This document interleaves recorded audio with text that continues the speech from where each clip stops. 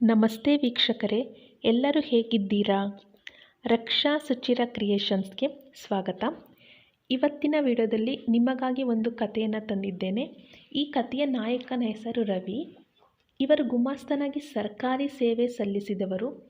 ಇವರು ನಿವೃತ್ತಿಯ ಮೊದಲ ದಿನ ತನ್ನ ತಾಯಿಯನ್ನು ವೃದ್ಧಾಶ್ರಮಕ್ಕೆ ಸೇರಿಸುವ ಪರಿಸ್ಥಿತಿ ಎದುರಾಗುತ್ತದೆ. ಈ ಒತ್ತಡದ ಪರಿಸ್ಥಿತಿಯನ್ನು ಸಮರ್ಥವಾಗಿ ಅವರು ಹೇಗೆ ನಿಭಾಯಿಸ್ತಾರೆ ನೋಡೋಣ ಬನ್ನಿ. ಪ್ರತಿಯೊಂದು ಜೀವಿಯ ಜೀವನ ಸುಖಮಯವಾಗಿರುವುದಕ್ಕೆ ತಂದೆ ತಾಯಿಯ ನಿಸ್ವಾರ್ಥ ತ್ಯಾಗವೇ ಕಾರಣ. ಅವರ ಅನುಭವದ ಮಾರ್ಗದಲ್ಲಿ ಮಕ್ಕಳು ಸಾಗಿದಾಗ ಮಾತ್ರ ಜೀವನದಲ್ಲಿ ಯಶಸ್ಸು ಪಡೆಯಲು ಸಾಧ್ಯ. ಇಂತಹ ತ್ಯಾಗಮೂರ್ತಿಗಳಿಗೆ ಮಕ್ಕಳು ಕನಿಷ್ಠ ಕರ್ತವ್ಯವನ್ನೂ ಮಾಡದೆ ಹೋದರೆ ಮಕ್ಕಳ ಜೀವನ ಸುಖಮಯವಾಗಿರಲು ಹೇಗೆ ತಾನೇ ಸಾಧ್ಯ? ಇದಕ್ಕೆ ನಿದರ್ಶನ ಎಂಬಂತೆ ಮನಕಲಕುವ ಕಥೆಯೊಂದನ್ನು ನಿಮ್ಮ ಮುಂದೆ ಇಡುತ್ತಿದ್ದೇನೆ. ನಿಮಗೆ ಇಷ್ಟವಾದರೆ, ತಂದೆ ತಾಯಿ ತ್ಯಾಗಮಯಿಗಳು ಅಂತ ನಿಮಗೆ ಅನಿಸಿದರೆ ಈ ವಿಡಿಯೋಗೊಂದು ಲೈಕ್ ಮಾಡಿ.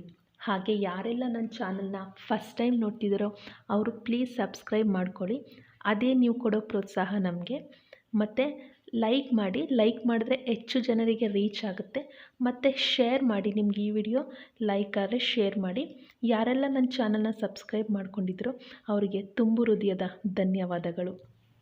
ರವಿ ನಿವೃತ್ತಿಯಾದ ಮೊದಲ ದಿನ ಅವರು ಮೊದಲು ಮಾಡುವ ಕೆಲಸವೆಂದರೆ ತನ್ನ ಅಮ್ಮನನ್ನು ವೃದ್ಧಾಶ್ರಮಕ್ಕೆ ಸೇರಿಸುವುದು. ರವಿ ಮನೆಯಲ್ಲಿ ಈ ಮಾತುಗಳನ್ನು ಹೇಳುತ್ತಾ 1 ವರ್ಷವಾಯಿತು. ಇನ್ನೂ ಈ ಕೆಲಸವನ್ನು ಮುಂದು ಹಾಕುವಂತಿಲ್ಲ. ಯಾಕೆಂದರೆ ನಿನ್ನೆ ರವಿಗೆ ನಿವೃತ್ತಿಯಾಯಿತು. ರವಿಯ ಹೆಂಡತಿ ಮಕ್ಕಳೆಲ್ಲ ಈ ದಿನಕ್ಕಾಗಿಯೇ ಕಾದು ಕುಳಿತವರಂತೆ ಇದ್ದಾರೆ. ರವಿಯ ಅಮ್ಮ ಆರೋಗ್ಯವಾಗಿಯೇ ಇದ್ದವರು. ಸುಮಾರು 2.5 ವರ್ಷಗಳಿಂದ ಅನಾರೋಗ್ಯಕ್ಕೆ ಒಳಗಾದರು. ಇತ್ತೀಚೆಗೆ 1 ವರ್ಷದಿಂದ ಮಲಮೂತ್ರ ವಿಸರ್ಜನೆಯ ಮೇಲೆಯೂ ಕೂಡ ಅವರಿಗೆ ನಿಯಂತ್ರಣವಿಲ್ಲ. ಬೆಳಗ್ಗೆ ರಾತ್ರಿ ತನ್ನ ತಾಯಿಯನ್ನು ರವಿ ನೋಡಿಕೊಳ್ಳಬಲ್ಲರು. ಆದರೆ ಅವರು ಕೆಲಸಕ್ಕೆ ಹೋದಾಗ ಅವರ ತಾಯಿಯನ್ನು ನೋಡಿಕೊಳ್ಳಬೇಕಾದವರು ಅವರ ಹೆಂಡತಿಯೇ. ರವಿಗಾದರೂ ಅವರು ತಾಯಿ, ಆದರೆ ಸೊಸೆಗೆ ಅವರು ತಾಯಿಯಾ? ರವಿಯ ಸಿಡುಕಿನ ನೋಟಕ್ಕೆ ಬೆದರಿ ಅವರು ಅತ್ತೆಯ ಚಾಕರಿ ಮಾಡುತ್ತಿದ್ದಾರೆ. ಆದರೆ ರವಿಯ ಹೆಂಡತಿಯ ಮುಖದಲ್ಲೊಂದು ತಿರಸ್ಕಾರದ ನೋಟ ಚಿರಸ್ಥಾಯಿಯಂತೆ ನಿಂತ ಹಾಗೆ ರವಿಗೆ ಕಾಣಿಸುತ್ತಿದೆ. ಸೊಸೆಗಾದರೂ ಈ ಭಾವ ಸಹಜವೇ, ಏಕೆಂದರೆ ಹೊರಗಿನಿಂದ ಬಂದವರಲ್ಲವೇ? ಆದರೆ ಅವನ ಮಕ್ಕಳಿಗೂ ಅನಾರೋಗ್ಯದ ಅಜ್ಜಿ ಬೇಡವೆನಿಸುವುದು ಆತನಿಗೆ ದಿಗಿಲು ಹುಟ್ಟಿಸುವಂತಿತ್ತು. ಅಖಿಲಾದರೂ ಹುಡುಗ ಮುಲಾಜಿಲ್ಲದೆ ಹೇಳಿದ್ದ, ಅಮ್ಮ, ನನ್ನ ಫ್ರೆಂಡ್ಸ್ ಇರುವಾಗ ಅಜ್ಜಿಯನ್ನು ಹೊರಗೆ ಬಿಡಬೇಡ. ಆದರೆ ಅವನ ಮಗಳು ಅಮೃತ, ಅಬ್ಬಾ ಅಜ್ಜಿ ಗಬ್ಬುನಾಥ, ವ್ಯಾಕ್ ಅಂದಾಗ ಅವನಿಗೆ ಸಿಟ್ಟು ನೆತ್ತಿಗೇರಿತ್ತು. ಮಕ್ಕಳೇ, ಸ್ವಲ್ಪ ಕಾಲ ಸಹಿಸಿ, ನನ್ನ ಅಮ್ಮನನ್ನು ವೃದ್ಧಾಶ್ರಮಕ್ಕೆ ಸೇರಿಸುವ ಅಂದಿದ್ದರು ರವಿ. ಹೆಂಡತಿ ಮಕ್ಕಳೇನೋ ಸುಮ್ಮನಾದರು. ಆದರೆ ಅವರ ಅಮ್ಮ ಅಂದಿನಿಂದ ಮತ್ತಷ್ಟು ಮೌನಿಯಾದರು. ಇಂದು ರವಿಯವರ ನಿವೃತ್ತಿಯ ಮೊದಲ ದಿನ. ಅಮ್ಮನ ಪ್ರಾತಃ ವಿಧಿಗಳನ್ನೆಲ್ಲ ಮುಗಿಸಿ ಅವರು ಹೊರಟು ನಿಂತರು. ಯಾಕೋ ಅವರ ಹೆಂಡತಿ ಮಕ್ಕಳೂ ಸಹ ಹೊರಟು ನಿಂತರು. ಅವರ ಅಮ್ಮನ ಮುಖದಲ್ಲಿ ಕಳೆಯಿಲ್ಲ. ವೃದ್ಧಾಶ್ರಮಕ್ಕೆ ಸೇರಿಸುತ್ತೇನೆ ಎಂದ ಮಗನ ಮಾತು ತಾಯಿಯ ಕಿವಿಗೂ ಬಿದ್ದಿರಬೇಕು. ಬಲಿಪೀಠಕ್ಕೆ ಕರೆದೊಯ್ಯುವ ಮೇಕೆಯಂತೆ ಉಸಿರೆತ್ತದೆ ಮಗ ಕರೆದಲ್ಲಿ ಬರುತ್ತಾರೆ ಆ ತಾಯಿ. ಎಲ್ಲರೂ ಕಾರಿನಲ್ಲಿ ಕುಳಿತರು. ಮಗರಾಯ ಕಾರನ್ನು ಚಲಾಯಿಸುತ್ತೇನೆ ಅಂದ.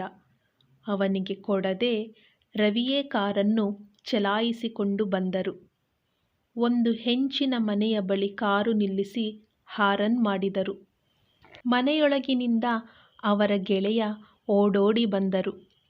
ರವಿ ಕಾರಿನ ಬಾಗಿಲು ತೆರೆದು ಅಮ್ಮನನ್ನು ಕೆಳಗಿಳಿಸಿದರು. ವೃದ್ಧಾಶ್ರಮ ಅಲ್ವಾ? ರವಿಯ ಹೆಂಡತಿ ಬಾಯಿ ತೆಗೆದರು. ರವಿ ಮಾತನಾಡದೆ ಅಮ್ಮನನ್ನು ಕರೆದುಕೊಂಡು ಮನೆಯ ಒಳಗೆ ಬಂದರು.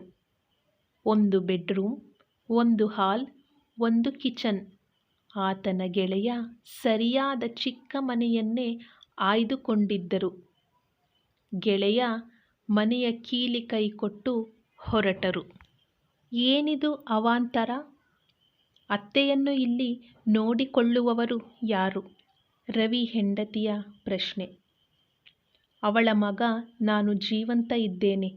ರವಿಯ ಉತ್ತರ. ಅಂದರೆ ನೀವು ಇಲ್ಲಿ ನಿಂತು ಅಮ್ಮನನ್ನು ನೋಡಿಕೊಳ್ಳುತ್ತೀರಾ?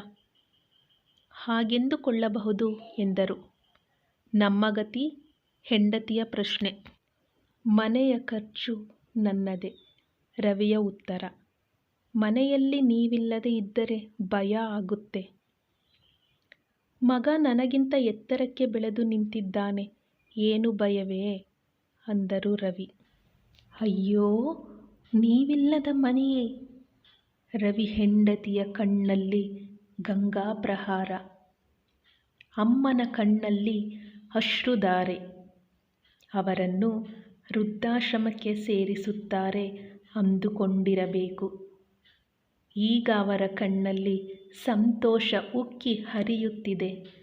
ಅಮ್ಮನನ್ನು ಮಂಚದ ಮೇಲೆ ಮಲಗಿಸಿದರು ರವಿ. ರವಿಯ ಮಗ, ಮಗಳು, ಹೆಂಡತಿ ಎಲ್ಲರೂ ಸ್ತಬ್ಧ ಚಿತ್ರದ ಹಾಗೆ ಮೂಕರಾಗಿದ್ದಾರೆ. ಮಗ ಬಾಯಿ ತೆರೆದ. ಅಪ್ಪ, ಇದೆಲ್ಲ ಏನು ನಾನ್ಸೆನ್ಸ್? ಮಗ, ನಿನಗೆ ನಿನ್ನ ಫ್ರೆಂಡ್ಸ್ ಮನೆಗೆ ಬರುವಾಗ ನನ್ನ ಅಮ್ಮ ಮನೆಯಲ್ಲಿದ್ದರೆ ಅದು ಶೇಮ್ ಅನಿಸುತ್ತಿತ್ತಲ್ಲ, ಅದು ನಾನ್ಸೆನ್ಸ್. ನಾನು ಅಮ್ಮ ಇಲ್ಲಿರುತ್ತೇವೆ.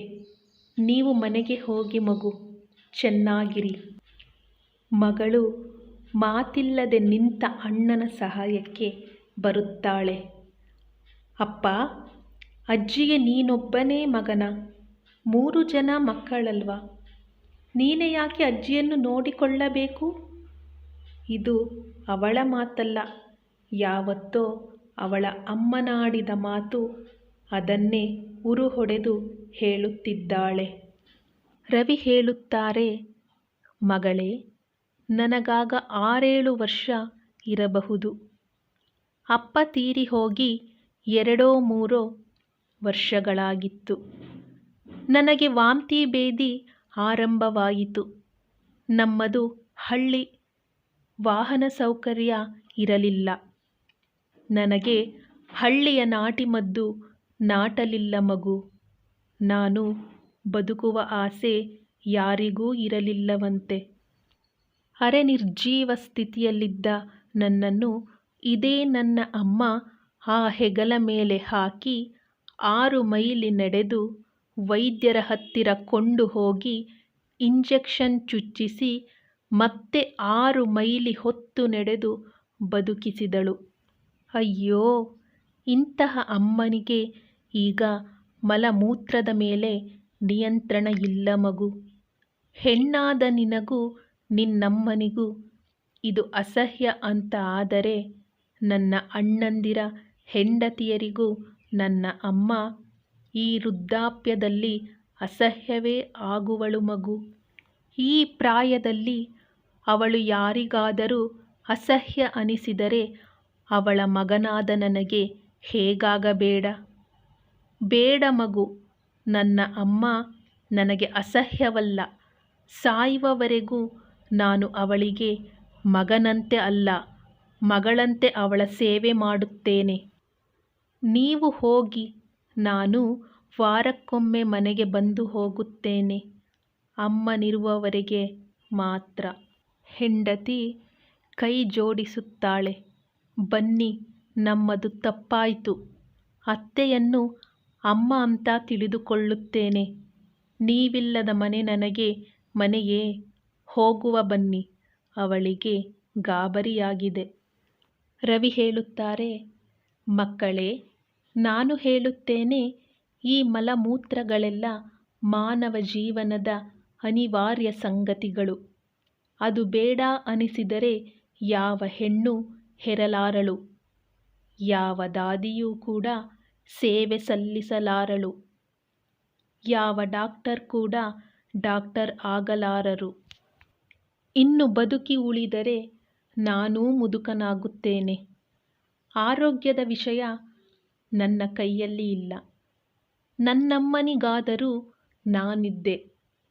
ಈಗಿನ ಮಕ್ಕಳು ನಮ್ಮ ಕೊನೆಗಾಲದಲ್ಲಿ ನಮ್ಮ ಸೇವೆ ಮಾಡಬೇಕೆಂಬ ನಿರೀಕ್ಷೆಯೂ ತಪ್ಪೆ. ನೀವು ಮನೆಗೆ ಹೋಗಿ. ವೃದ್ಧರಿಲ್ಲದ ಮನೆ ಸ್ವಚ್ಛ, ಸುಂದರ ಮತ್ತು ನೆಮ್ಮದಿಯದು. ಹೋಗಿ ಬನ್ನಿ. ಮಗ ಕದಲಿ ಹೋದ. ಅಪ್ಪ, ಮಕ್ಕಳು ತಪ್ಪು ಮಾಡಿದರೆ ಕ್ಷಮಿಸಬೇಕಾದುದು, ತಪ್ಪಿದ್ದರೆ ಸರಿದಾರಿಯಲ್ಲಿ ನಡೆಸಬೇಕಾದುದು ಹಿರಿಯರ ನೀತಿಯಲ್ಲವೇನಪ್ಪ? ನೀವು ನಮ್ಮ ಕಣ್ಣು ತೆರೆಸಿದಿರಿ.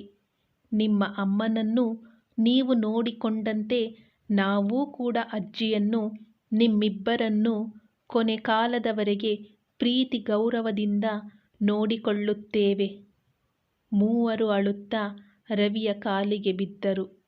ಅವರೆಂದರು, ನೀವು ಬೀಳಬೇಕಾದುದು ಈ ಕಾಲುಗಳಿಗಲ್ಲ, ಆ ಕಾಲುಗಳಿಗೆ. ಅಮ್ಮನಿಗೆ ಎಷ್ಟು ಅರ್ಥವಾಯಿತೋ, ಅವಳ ಸೊಸೆ ಹಾಗೂ ಮೊಮ್ಮಕ್ಕಳು ಅವಳ ಕಡ್ಡಿಯಂತಿರುವ ಕಾಲಿಗೆ ಬೀಳುವಾಗ ಅವಳ ಒಣ ಕಣ್ಣುಗಳು ಒದ್ದೆಯಾದವು.